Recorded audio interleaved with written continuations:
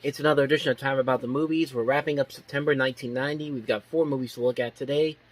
So let's go ahead and get right into it. Let's start with the first movie, and then it's the psychological thriller Pacific Heights with Melanie Griffith, Matthew Modine, and Michael Keaton.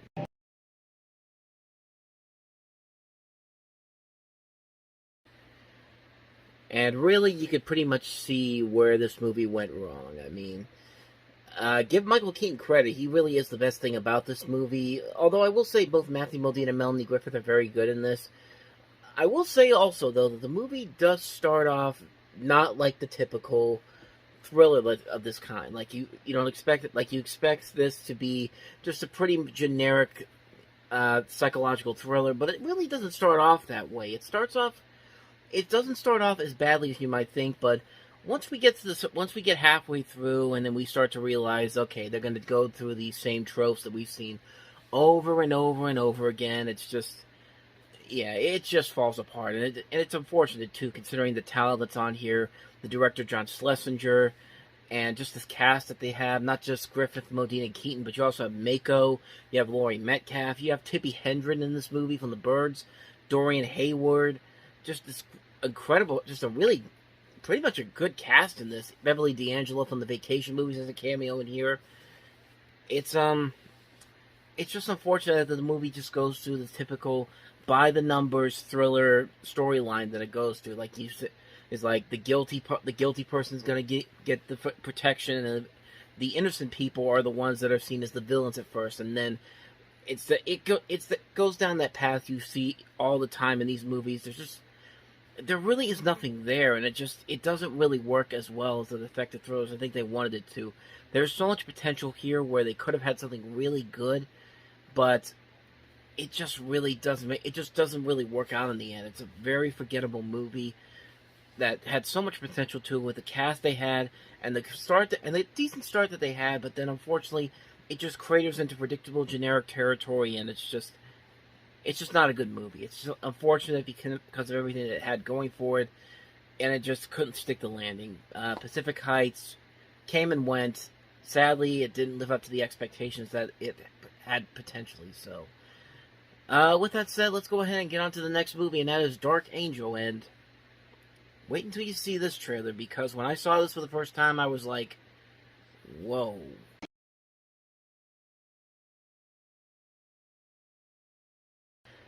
First off, the title of this movie is actually not the the actual title for this. The title for this is actually I Come in Peace. This is actually the alternate title, even though this is technically the original title. The film was actually going to be released with that title, but the studio, Triumph Releasing, actually changed it to I Come in Peace because there were 2 other movies called The Dark Angel from 1925 and 1935, but that's the sanest thing compared to what I've seen from this trailer. It's like, what the heck was that? It's just like, it starts off as a routine cop thriller. It suddenly turns into Hellraiser not Hellraiser, Phantasm, because there are scenes that look like the Phantasm Ball, whenever it's killing people. You have this, actually, this is kind of like Hellraiser, because the bad guy, the antagonist of the movie, sounds like Pinhead at times with his deep voice. It's a comedy also too, and Brian Benben's also in it, who's mostly known as a comedian. It's just, this movie's just all over the place. And I'm thinking, all I can think is, what the heck were they trying to sell here? And shockingly, it made money, despite the fact that trailer was all over the place. Like, it doesn't really feel like the movie has an idea of what they're trying to sell it as. But like I said, I guess the strategy worked, because that bizarre strategy of theirs worked, because the movie actually did turn in a profit and was actually a decent-sized hit. And also of note, this is another one of the early works by David Coeb. We've already looked at a couple of early movies from him, including Bad Influence and Why Him, or Why Me. But, yeah, I haven't seen this movie, but that trailer really did not make me want to see it. I take that back. I only want to see it just to know what is this actual movie, because it's like, I couldn't really tell what they were trying to sell here with this trailer. But I guess the movie had enough of a cult following. I mean, I guess it's got a big release, it got a Blu-ray release by Scream Factory, and they don't really usually do that for movies that didn't really.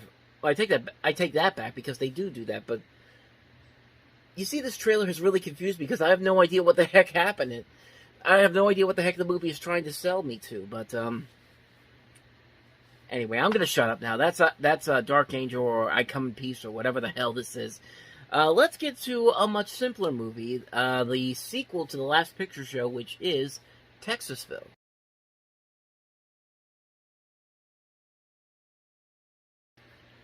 Yeah, it seemed like 1990 was the year for movies that came out in the 70s to get sequels years after the original. We of course looked at The Two Jakes, which was the sequel to Chinatown, which didn't play very well.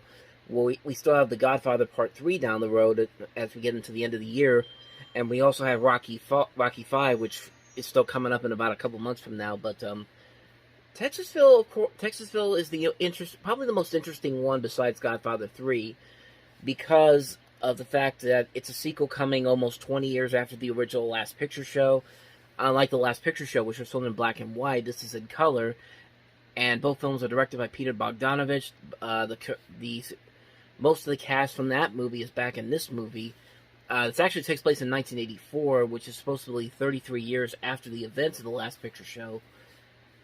And probably the surprise to everybody else that this is actually kind of a decent movie. It's a movie that didn't make a lot of money at the box office. It only got mixed reviews. It seemed like it was being dumped because nobody really believed in the project, but if you go back and really look at this movie, it's nowhere near as good as The Last Picture Show, but I think it's a worthy sequel. You could still feel that chemistry that Jeff Bridges and Sybil Shepherd have in this movie, and you still have Cloris Leachman, Randy Quaid, Tim Bottoms. You have the additions of people like Annie Potts is in this, William McNamara. Just a really good cast all around, and it feels like a legitimate sequel, a sequel that they really wanted to continue the story on. They had some good ideas of what they wanted to do, and sure enough, the movie actually works out for them. This is a movie that I don't think gets the credit that it properly deserves. I think it's a well-made movie. I think it's a movie that people should go to see, especially if you like the original Last Picture Show. I think you'll definitely get more out of this movie than you would expect from it. Yeah, Texasville. If you haven't seen it, I'd say definitely check it out. It's a very underrated movie. Definitely to say that. With that said, let's go ahead and move on to the last movie.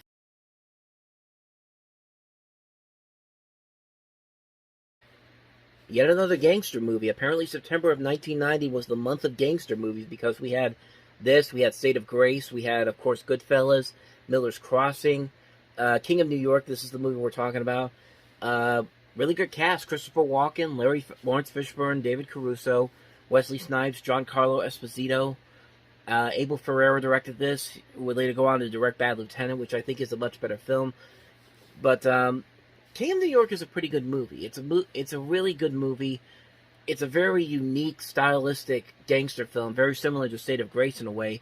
There were a lot of good gangster movies that came out of this time, but most of them got largely overlooked by Goodfellas, and even something like Miller's Crossing, which only had a small appearance. It's like a small opening, but would have this cult following later down the road.